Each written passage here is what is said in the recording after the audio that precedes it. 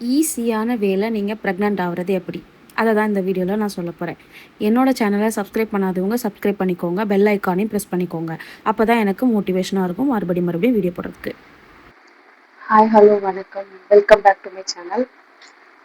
நான் இன்னைக்கு என்ன பற்றி பேச போகிறேன் அப்படின்னா, என்னோட ப்ரெக்னன்சி எக்ஸ்பீரியன்ஸ் மீன்ஸ் என்னோட ப்ரெக்னன்சிக்காக நான் அதுக்கு முன்னாடிலாம் என்ன பண்ணேன், ப்ரெக்னன்சி ஆகிறதுக்கு முன்னாடி என்னென்ன பண்ணணும். இப்போ நிறைய பேருக்கு வந்து நான் பிஃபோர் ப்ரெக்னன்சி கூட எனக்கு 1.5 வருஷமா குழந்தை இல்லை. அப்போ அந்த டைமில் நான் வந்து நிறைய யூடியூப் வீடியோஸ் எல்லாம் சர்ச் பண்ணேன், என்ன சாப்பிட்லாம், எந்த மாதிரி ஹேபிட்ஸ் எல்லாம் ஃபாலோ பண்ணலாம். அப்போ இந்த மாதிரியான விஷயங்களை வந்து நான் கற்றுக்கிறதுக்காக நான் யூடியூப்ல தான் நிறைய வீடியோஸ் பார்த்துட்டு இருந்தேன். ஸோ நம்மளோட எக்ஸ்பீரியன்ஸ் நம்ம ஃபாலோ பண்ண விஷயங்களை சொல்லும்போது கொஞ்சம் பேருக்கு வந்து யூஸ்ஃபுல்லாக இருக்கலாம். ஸோ அதனால தான் நான் வந்து இதை வந்து ஒரு வீடியோவாக பண்ணலாம் அப்படின்னு ஒரு முடிவு பண்ணிட்டேன். சரிங்களா? ஆக்சுவலாக நான் வந்து ஒரு 10 பாயிண்ட் சொல்கிறேன், பாயிண்ட் வைஸ் சொல்கிறேன், அதை நீங்கள் பார்த்துக்கோங்க. ஓகேங்களா? சரி, ஃபர்ஸ்ட் பாயிண்ட் என்ன அப்படின்னா, நீங்கள் வந்து ஒரு டாக்டர் கிட்ட, உங்களுக்கு ரொம்ப நாளா குழந்தை இல்லை அப்படின்னா நீங்க வந்து ஒரு டாக்டர் கிட்ட போய் உங்களுக்கு டாக்டர் கிட்ட ஒரு செக்அப் பண்ணிக்கோங்க. மீன்ஸ் அவங்க வந்து ஒரு ஃபாலிகுலர் ஸ்டடி பண்றதுக்கு வாய்ப்பு இருக்கு. மீன்ஸ் உங்களுக்கு யூட்ரஸ்ல ஒரு பிரச்சனையும் இல்லையா அப்படிங்கிற விஷயங்களை அவங்க வந்து கிளியர் பண்ணுவாங்க. இன்னொன்று ஹஸ்பண்ட் அண்ட் ஒய்ஃப் சேர்ந்து போனீங்க அப்படின்னா ஹஸ்பண்டுக்கும் ஸ்பெசிஃபிக் மீன்ஸ் ஸ்பெர்ம் டெஸ்ட் வந்து எடுப்பாங்க. எடுத்து அதில் உங்க 2 பேருக்குமே எந்த பிரச்சனையும் இல்லை அப்படின்னா உங்களுக்கு வந்து ஃபர்தரா நீங்க வந்து குழந்தை உண்டாகிறதுக்கான விஷயங்களை வந்து ட்ரை பண்ணலாம். ஓகேங்களா? அது வந்து ஒரு கிளியரான ஒரு ஐடியா கிடைக்கும், நமக்கு அந்த ஒரு பிரச்சனை இல்லை அப்படிங்கிற ஒரு ஸ்ட்ரெஸ் வந்து நம்ம வந்து ரிலீஸ் பண்ணுவோம். ஃபர்ஸ்ட் பாயிண்ட் நாங்கள் அதுதான் பண்ணோம். எங்களுக்கு வந்து முதல்ல நாங்கள் போனது டாக்டர் கிட்ட தான். டாக்டர் கிட்ட போய் எங்களுக்கு எந்த ஒரு பிரச்சனையும் இல்லை அப்படிங்கிறத நாங்கள் கன்ஃபார்ம் பண்ணிக்கிட்டோம். அதுக்கப்புறம் டாக்டர் வந்து என்ன சொல்றாங்க அப்படின்னா, ஏழரை நம்ம வந்து ஃபோலிக் ஆசிட் வந்து தொடங்கணும் அப்படின்னு சொல்றாங்க.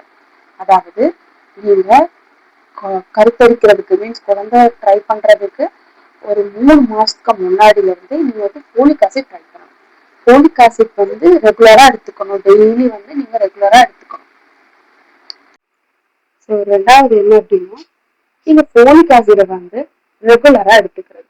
ஒரு 3 மாசம் கண்டினியூஸா நீங்க வந்து ரெகுலரா ஃபோலிக் ஆசிட் எடுக்கணும். அது யாரா இருந்தாலும் உங்களுக்கு ப்ராப்ளமே இல்லைன்னா கூட நீங்க ஃபோலிக் ஆசிட் எடுக்கிறது உங்களோட ஃபெர்டிலைசேஷனுக்கு ரொம்ப ஹெல்ப்ஃபுல்லா இருக்கும். ஓகேவா? தேர்ட் பாயிண்ட், ஸ்ட்ரெஸ் ஃப்ரீயா இருக்கிறது. தேர்ட் பாயிண்ட் வந்து ஸ்ட்ரெஸ் ஃப்ரீயா இருக்கிறது. நமக்கு இந்த மாசம் ஆயிடுமா, இந்த மாசம் ஆகலைன்னா அடுத்த மாசமும் ஆகாம போயிடுமே, இது இருக்குமா இல்லையா அப்படிங்கிற ஒரு ஸ்ட்ரெஸ்லேயே நீங்க வந்து இருந்தீங்க அப்படின்னா கன்சீவ் ஆகுறதுக்கான சான்சஸ் வந்து ரொம்ப குறைவு. ஸ்ட்ரெஸ் ஃப்ரீயா இருக்கணும். நாங்க வந்து அதை ஃபாலோ பண்ணோம். நானும் இந்த மாதிரி ஒவ்வொரு தடவையும் எனக்கு வந்து கிட்ட எடுத்து பார்த்துட்டு ஃபெயிலியர் வரும்போது நாங்களாம் ரொம்ப ஸ்ட்ரெஸ் ஆகிட்டு இருந்தோம். ஸோ அந்த ஸ்ட்ரெஸ்னாலேயே நமக்கு என்ன ஆச்சுன்னா, ஆயிருந்தா கூட அது ஒழுங்கா இம்ப்ளான்டேஷன் எதுவுமே நடக்காம கூட நமக்கு பீரியட்ஸ் ஆகிடலாம். ஸோ அதனால நீங்க யாருமே இப்போ ப்ரெக்னன்சி ட்ரை பண்றீங்க அப்படின்னா ஸ்ட்ரெஸ்ஸே ஆகாதீங்க, ஃப்ரீயா இந்த மாசம் இல்லைன்னா அடுத்த மாசம். சரிங்களா? அப்போ தேர்ட் பாயிண்ட், ஒரு ப்ராப்பரான எக்ஸசைஸ். எக்ஸசைஸ்ன்னு சொன்னா எல்லாரும் பண்ற மாதிரி ஜிம்முக்கு போங்க அந்த மாதிரி எல்லாம் நான் சொல்லல. நீங்க எக்ஸசைஸ் பண்றது அப்படின்னா ரெகுலரா வாக் பண்ணணும். ஒரு 30 மினிட்ஸ் வாக் பண்றது, 30 மினிட்ஸ் சின்ன சின்ன எக்ஸசைஸ் பண்றது, இந்த மாதிரி நீங்க பண்ணலாம். பண்ணும்போது உங்களோட உடம்பு வந்து ஆக்டிவா இருக்கும். ஆக்சுவலி பிசிஓடி இருக்கிறவங்களுக்கு கூட இந்த மாதிரி ஹேபிட்ஸ் நீங்க ஃபாலோ பண்ணும்போது உங்களோட பிசிஓடி எல்லாம் சரியாகுது. உங்களுக்கு சீக்கிரமாவே கன்சீவ் ஆகுறதுக்கான சான்சஸ் வந்து ரொம்ப கூடுதலா இருக்கு.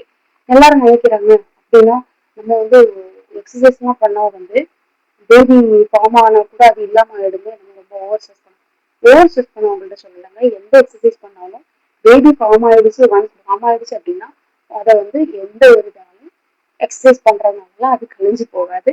ஸோ அந்த மாதிரி ரூமர்ஸை வந்து நீங்க வந்து நம்பாதீங்க. அது வந்து ஃபாலோ பண்ணுங்க. நான் இது ஃபாலோ பண்ணேன். டெய்லி ஒரு 30 மினிட்ஸ் இல்லைன்னா 40 மினிட்ஸ் நான் எக்ஸசைஸ் பண்ணேன் கண்டினியூஸா. இந்த மாதிரி த்ரீ மந்த்ஸ் நாங்கள் கண்டினியூஸா நான் பண்ணேன்.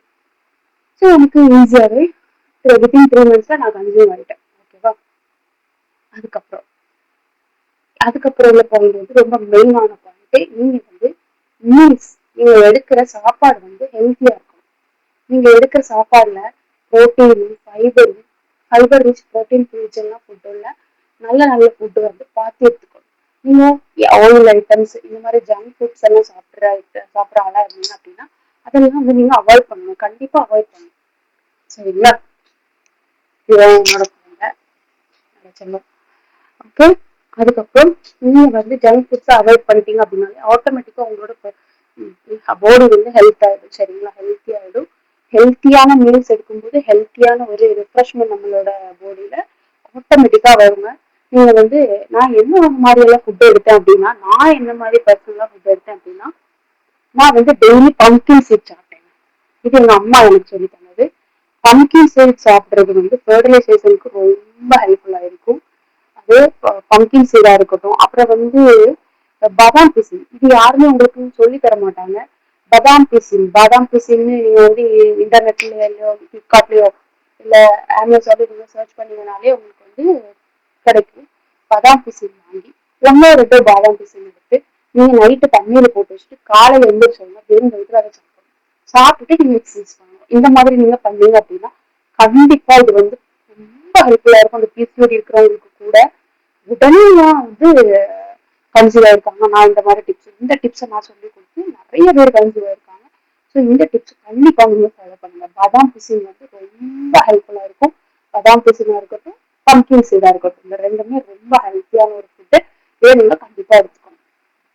டெய்லி ஒரு எக் சாப்பிடுங்க. கண்டிப்பா முட்டை வந்து டெய்லி ஒண்ணு இல்லைன்னா ரெண்டு எடுத்துக்கணும். அதுல தேவையான ப்ரோட்டீன் நமக்கு வந்து கிடைச்சிடும். ஓகேங்களா? அதுக்கப்புறம் அடுத்த பாயிண்ட் என்ன அப்படின்னா, நம்ம வந்து ஓவலேஷன் ஒன்று இருக்கு. நம்மளோட பீரியட் சைக்கிள்ல ஒரு ஓவலேஷன் சைக்கிள்னு ஒன்று இருக்கு. அப்போ அந்த ஓவலேஷன் வந்து நம்ம கால்குலேட் பண்ணணும். கால்குலேட் பண்ண தெரியாதவங்களுக்கு நான் சொல்லி தரேன் அப்படின்னா, உங்களோட பீரியட்ஸ் வந்து ரெகுலரா இருந்துச்சு அப்படின்னா 30 டேஸ் கோர்ஸ் இல்ல 28 டேஸ் கோர்ஸ் வருது அப்படின்னா 28 டேஸ்ல இருந்து ஒரு -14 ஆக்கிக்கிட்டீங்கன்னா அதுதான் உங்களோட ஓவலேஷன் டேட்டா இருக்கு. 30 இருந்தா கூட நீங்க ஒரு 14 டே வந்து நீங்க வந்து மைனஸ் பண்ணிக்கோங்க உங்களோட பீரியட் டேட்ல இருக்கு. அப்ப அந்த டேட் தான் உங்களுக்கு என்னவா இருக்கும்னா ஓவலேஷன் இருக்கும். ஸோ ஓவலேஷன் டேட்டை வந்து கரெக்டா நீங்க கால்குலேட் பண்ணிட்டு நீங்க ஹஸ்பண்ட் ஒய்ஃப் ஒன்னா இருந்தீங்க அப்படின்னா கண்டிப்பா உங்களுக்கு சான்சஸ் வந்து ரொம்ப கூடுதலா இருக்கு கன்சீவ் ஆகும். உடனே கன்சீவ் ஆகுது. சரிங்களா? உடனே எல்லாரும் கேட்கறாங்க, ஸ்ட்ரெஸ்ஸா இருப்பாங்க, அது அந்த டேட்ல தான் பண்ணும். அந்த மாதிரி ஸ்ட்ரெஸ் ஆகக்கூடாது. அந்த டேட்ல இருந்தா நமக்கு நல்லது. ஸோ அந்த டேட்டை வந்து நீங்க கால்குலேட் பண்ணி வச்சுட்டு இந்த டேட்ல இருந்து இந்த டேட் வரைக்கும் நமக்கு வந்து ஓவலேஷன் டேட் அப்படிங்கிறத மைண்ட்ல ஃபிக்ஸ் பண்ணிட்டு எழுதிக்கணும். சரிங்களா? அதுக்கப்புறம் முக்கியமான பாயிண்ட் என்ன தெரியுமா? யோகா பண்றது.